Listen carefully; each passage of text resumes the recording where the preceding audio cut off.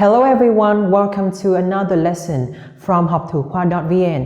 My name is Nguyễn Quang Hưng, I am in charge of English 10. Xin chào tất cả các em, chào mừng các em đã đến với một bài học tiếp theo của học thủ khoa.vn. Thầy là Nguyễn Quang Hưng và thầy là giáo viên của bộ môn tiếng Anh 10. Okay, so our unit today is Unit 7, Cultural Diversity. Và ngày hôm nay chúng ta sẽ cùng nhau học về Unit 7. Trong bài số 7 này chúng ta sẽ cùng nhau tìm hiểu về sự đa dạng về văn hóa. Cultural Diversity. Okay, so in today's lesson, we're going to look at lesson number 1, Vocabulary, Conversation and Grammar. Và trong bài đầu tiên trong đơn vị của Unit 7, chúng ta sẽ cùng nhau tìm hiểu về từ vựng, phần hội thoại và cuối cùng là một phần về ngữ pháp. Okay, so in today's lesson, first we're going to look at vocabulary, words related to weddings, and then we're going to look at conversation, weddings in Vietnam, and last but not least, we're going to look at grammar, articles, an, and the. Và trong bài ngày hôm nay thì chúng ta sẽ cùng nhau học về những phần sau đây. Đầu tiên chúng ta sẽ học về từ vựng, các từ có liên quan đến chủ đề đám cưới. Thứ hai, chúng ta sẽ cùng nhau học về một cuộc hội thoại có liên quan về đám cưới ở Việt Nam, đám cưới ngày xưa và đám cưới ngày nay có gì khác nhau. Và cuối cùng trong bài ngày hôm nay thì chúng ta sẽ học về một phần ngữ pháp có liên quan đến mạo từ an và the. Okay, so now let's get started with the first part of our lesson. Bây giờ chúng ta hãy cùng đi vào phần đầu tiên của bài học ngày hôm nay nhé. Okay, so I have a question for you. Let's look at the picture. Who are they? Who is the man? Or who is he? And who is she? Okay, so he is a groom or a bridegroom. He is a groom or a bridegroom. Ở đây chúng ta có thể thấy anh chàng này đang là một chú rể, và từ chú rể trong tiếng Anh có nghĩa là a groom hoặc là a bridegroom. And who is she? She is a bride. She is a bride. Và trong tiếng Anh thì a bride có nghĩa là một cô dâu. Okay, so here we can say that they are a groom and a bride.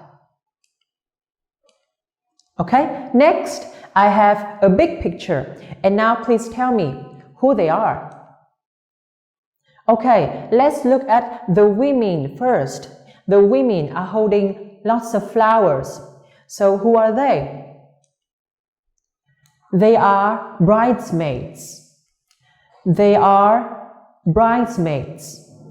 Những người phụ nữ ở trong này, những cô nàng ở trong này thì là bridesmaids, là những người phù dâu. And who are the men here? They are best man or groomsmen.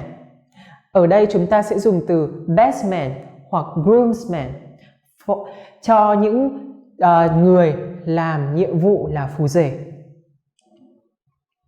Okay, so in a wedding, we're going to have two parts. The first one, we're going to have the ceremony.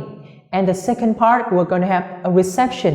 Trong một đám cưới, chúng ta sẽ thường có hai phần. Phần lễ, phần nghi thức của đám cưới đó. Và sau đó chúng ta sẽ có bữa tiệc của đám cưới đó. Chúng ta có từ reception để nói về một bữa tiệc trong đám cưới. A wedding reception. Và chúng ta sẽ có từ a wedding ceremony để nói về phần lễ nghi trong đám cưới. Như các em có thể thấy, đây chính là một bức ảnh của đám cưới của Hoàng tử Harry và công nương Meghan Markle. Đây chính là nghi thức của đám cưới, a wedding ceremony. Và đây chính là lúc mà bạn bè được quyền vui chơi cũng như là ăn uống với nhau. Và đây thì chúng ta sẽ có một bữa tiệc trong đám cưới, đó là a wedding reception. Okay, so what are they doing? The man is proposing the woman. We have the word propose. Propose. Propose chúng ta học ngày hôm nay sẽ có nghĩa là cầu hôn.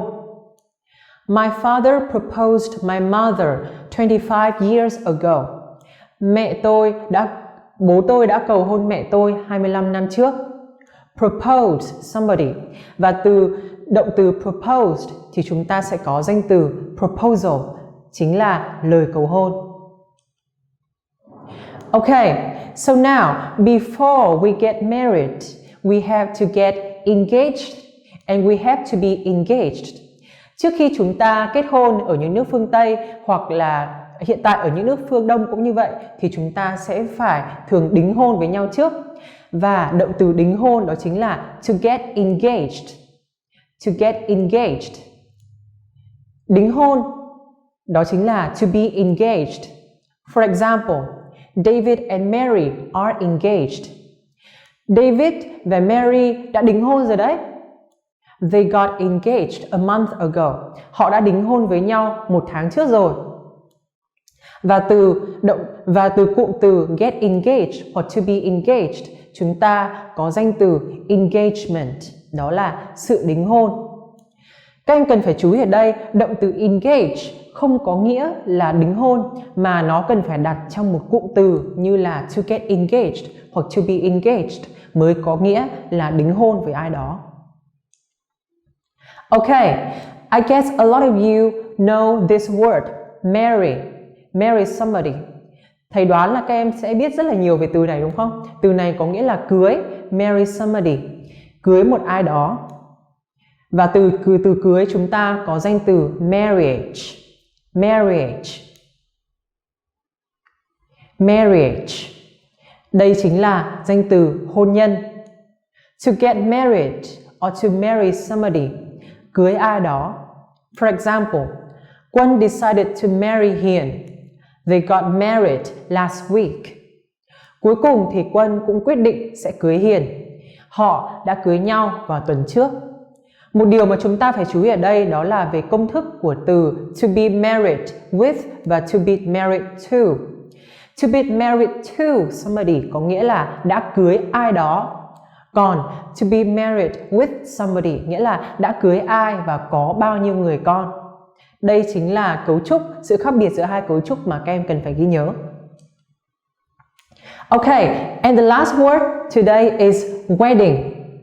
Wedding, thầy đoán là các em đã nhìn thấy từ wedding này rất nhiều trên các biển quảng cáo trên đường phố đúng không? Và từ này có nghĩa là đám cưới. Như thầy đã nói ban đầu thì chúng ta có thể có a wedding ceremony hoặc a wedding party đều chỉ là phần tiệc của một đám cưới. Okay, so now let's move on to the second part of our today's lesson, conversation, weddings in Vietnam. Bây giờ chúng ta hãy đến với phần 2 của bài học ngày hôm nay nhé. Trong phần 2 của bài học ngày hôm nay, chúng ta hãy cùng nhau tìm hiểu về một cuộc hội thoại nói về chủ đề về đám cưới ở Việt Nam. So as you can see here, in the past and now, people have different clothes for the weddings. Một thứ mà chúng ta có thể dễ dàng nhận thấy đó chính là ở những đám cưới ở ngày xưa và đám cưới ngày nay thì mọi người thường mặc những trang phục khác nhau. Nhưng đấy mới chỉ là một điểm khác biệt duy nhất thôi. So now, let's read and listen to the conversation and find out the differences between modern weddings and traditional weddings in Vietnam. The conversation is divided into 2 parts. This is the first part of the conversation. Kevin is doing an assignment on the differences between the Vietnamese traditional weddings and the modern ones. And then Maria is asking Kevin some questions about those differences. Trong bài ngày hôm nay thì cuộc hội thoại sẽ được chia làm 2 phần. Kevin đang phải làm một bài tập về chủ đề sự khác biệt có liên quan đến đám cưới của Việt Nam ở quá khứ và thời bây giờ. Và sau đó thì Maria có đến và hỏi Kevin về một số những điểm khác biệt này. Okay, so now let's listen and read the conversation and answer some questions. Unit 7. Cultural Diversity. Page 16. Getting started. Activity 1. Listen and read. Hi, Kevin. What are you reading? Hello, Maria. I'm reading a book about Vietnamese weddings. I see. Do you need the information for a school assignment? Yes, I'm preparing for my presentation about the similarities and differences between a traditional Vietnamese wedding and a modern one. That's interesting.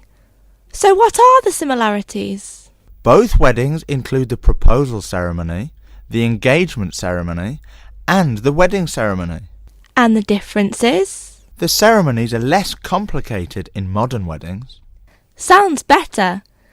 I guess the bride and groom will be much happier if they don't have to waste money on unnecessary things. Well, in fact, wedding expenses these days are much greater than in the past. Why's that? What's the biggest cost? The reception is the most expensive, especially if it is held in a big hotel. I guess the couples get support from their families. Yes, of course. Some parents cover most expenses of the wedding. The bride and groom also get money as presents from the guests. Sounds good. They're surely the happiest people on their wedding day, no matter what the costs are. That's true. Well, I have to go now. Good luck with your presentation. Goodbye. Okay, so here are the questions. The first question, why is Kevin reading a book about Vietnamese weddings? Tại sao Kevin lại đang đọc một quyển sách về đám cưới ở Việt Nam? Number 2, what are the similarities between a traditional Vietnamese wedding and a modern one? Những điểm tương đồng giữa một đám cưới cổ truyền và một đám cưới hiện đại ở Việt Nam là gì? Number 3, how have the wedding ceremonies changed? Phần lễ trong các đám cưới thì có gì thay đổi so với hồi xưa? And the last question is, do the couples get any kind of support? Một cặp đôi khi mà tổ chức đám cưới thì có nhận được bất cứ sự giúp đỡ hay là sự hỗ trợ nào hay không? Okay, so now let's read and listen to the conversation and answer the questions. Here's the answer. Why is Kevin reading a book about Vietnamese weddings? Because he is preparing for his presentation. Bởi vì Kevin đang phải chuẩn bị cho bài thuyết trình của mình về chủ đề này. Number 2, what are the similarities between a traditional Vietnamese wedding and a modern one? Vậy thì sự tương đồng giữa một đám cưới cổ truyền và một đám cưới hiện đại là gì? Both weddings include the proposal ceremony, the engagement ceremony and wedding ceremony. Vậy là điểm tương đồng giữa một đám cưới truyền thống và một đám cưới hiện đại là cả hai đám cưới này đều bao gồm lễ dạm ngõ, the proposal ceremony, lễ ăn hỏi, the engagement ceremony và cuối cùng là lễ thành hôn, wedding ceremony. Question number 3.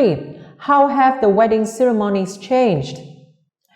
The wedding ceremonies are less complicated in modern weddings.